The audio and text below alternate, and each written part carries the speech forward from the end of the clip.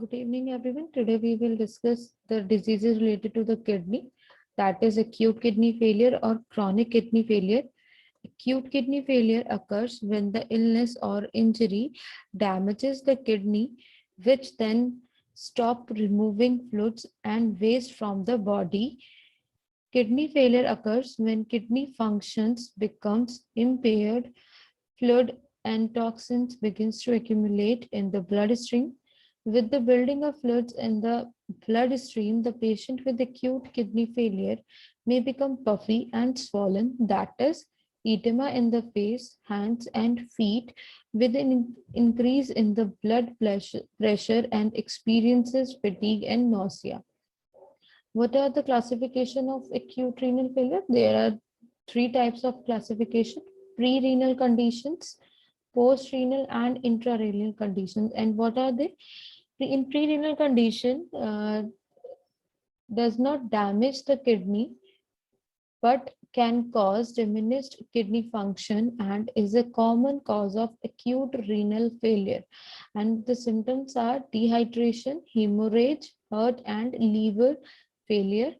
And in post-renal condition, it causes kidney failure by obstructing the urinary tract, leads to inflammation of the prostate gland in man, enlargement of the prostate gland, or kidney stones. In intrarenal conditions, it involves kidney diseases or direct injury to the kidney.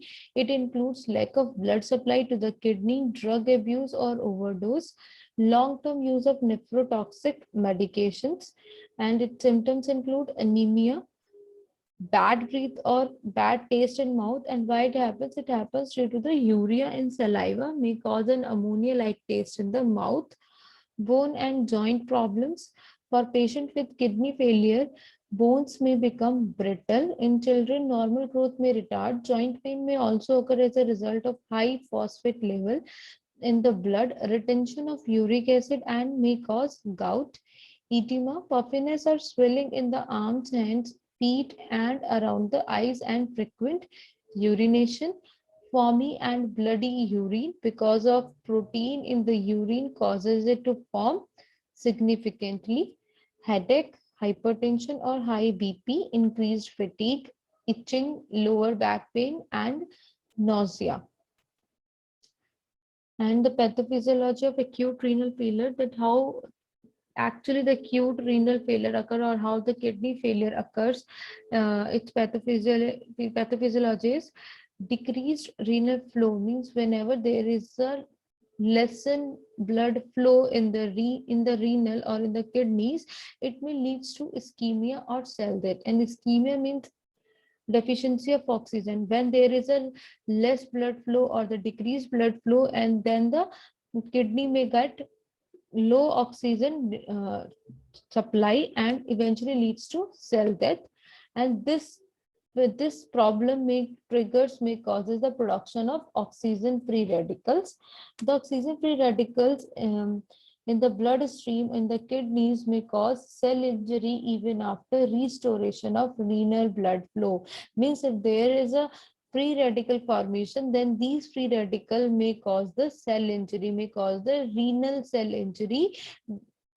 And because of this cell injury, the tubular cellular damage results in disruption of tight junctions between the cells, back leakage of glomerular filtrate, decrease in glomerular filtration rate, dying of cells in tubules may further leads to oliguria, which means low urine output.